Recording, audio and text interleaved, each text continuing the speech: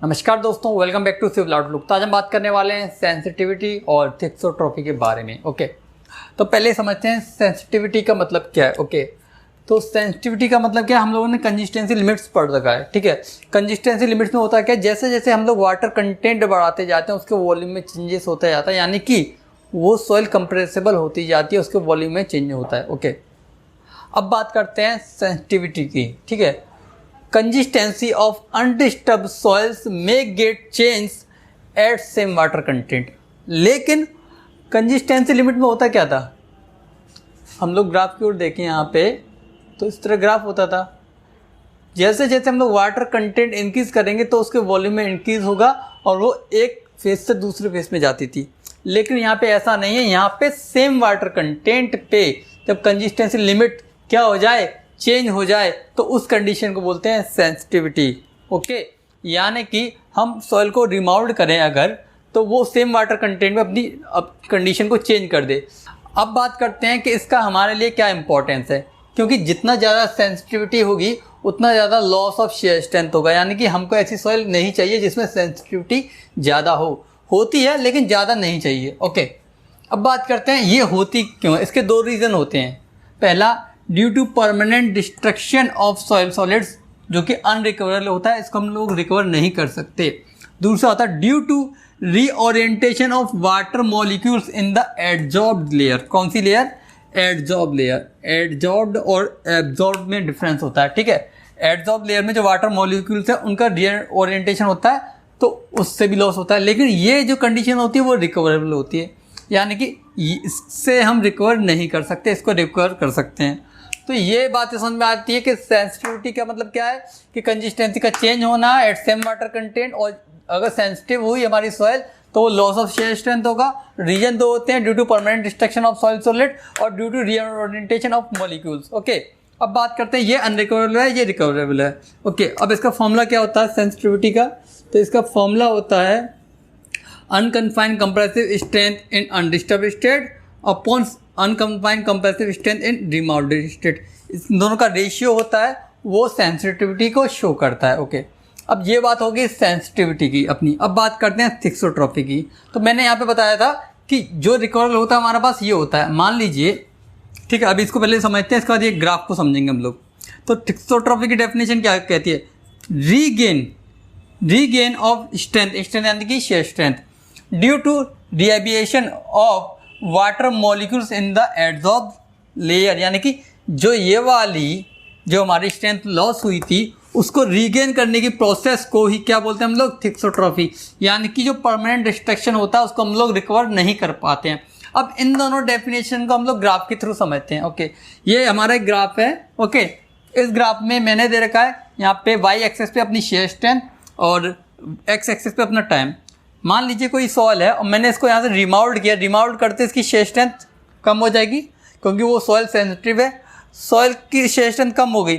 लेकिन टाइम के साथ यहाँ से टाइम बढ़ता है, बढ़ते इसकी क्या होगा, ये रीगेन करती जाएगी अपनी स्ट्रेंथ को, हौले हौले करके यहाँ पे रीगेन करती जाएगी। तो इस रीगेनिंग ऑफ स्ट्रेंथ को क्या बोलते हैं हम लोग? थिक्सोट्रॉपी। यहाँ पे स्ट्रेंथ रीगेन कर ली, फिर मैंने इसको रिमाउल्ड कर दिया, फिर मैंने ये वाला पोर्शन इसको क्या कर दिया, रिमाउल्ड कर दिया, फिर इसकी शेयर स्ट्रेंथ कम हो गई, फिर ये टाइम के साथ साथ क्या करेगी, स्ट्रेंथ को रीगेन करेगी। लेकिन ये पूरा रीगेन नहीं कर पाती। पूरा रीगेन इस वजह से नहीं कर पाती है क्योंकि permanent destruction of soil solids होता है, वो हम लोग रीगेन नहीं करवाते, वो अनरिकवरेबल होता है। यानी कि इतना जो पोर्शन हमारा रह जाता है स्ट्रेंथ का वो अनरिकवरेबल है। ठीक है, और जो गेन हो जाता है वो कौन सा होता है? Reorientation of water molecules in the adsorb layer, ये हम लोग रीगेन कर लेते हैं।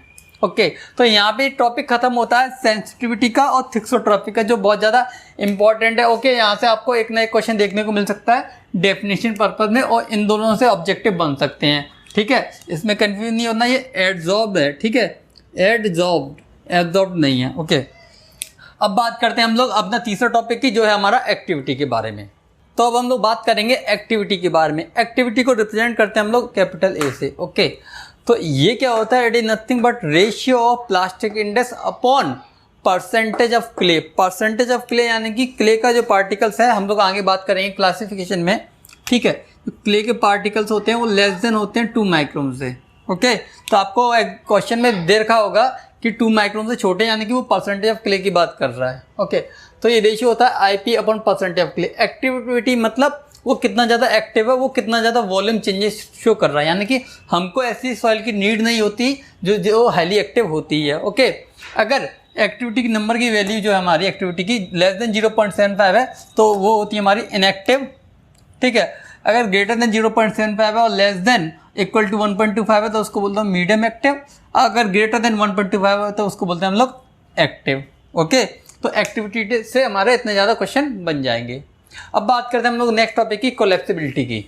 तो अब हम लोग बात करते हैं अपनी कोलैप्सिबिलिटी की। कोलैप्सिबिलिटी मतलब वर्ड से समझ में आ रहा है, कोलैप्स यानी कि वो गिर जाए या फिर कोलैप्स हो जाए।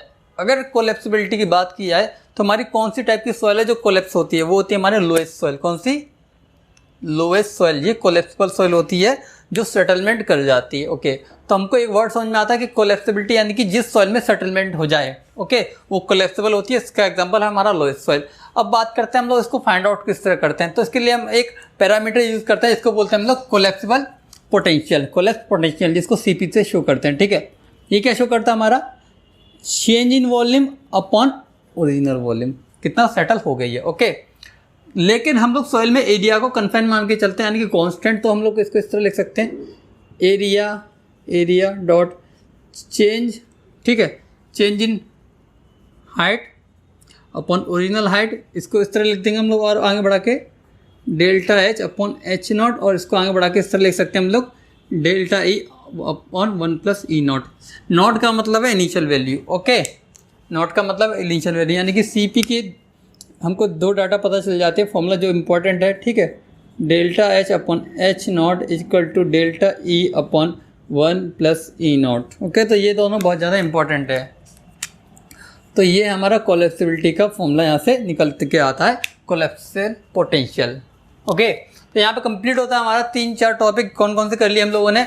पहला कर लिया हम लोगों ने सेंसिटिविटी, दूसरा कर लिया हमने थिक्सोट्रॉपी, तीसरा कर लिया हमने एक्टिविटी, और चौथा कर लिया कोलैप्सिबिलिटी। तो ये 4 जो मेजर टॉपिक हैं यहाँ पे वो कंप्लीट होते हैं। साथ साथ इसके साथ हमारा जो पहला चैप्टर है प्रॉपर्टीज ऑफ सॉइल, वो भी यहाँ पे कंप्लीट होता है। अब आगे स्टार्ट करेंगे हम लोग क्लासिफिकेशन ऑफ सॉइल के बारे में।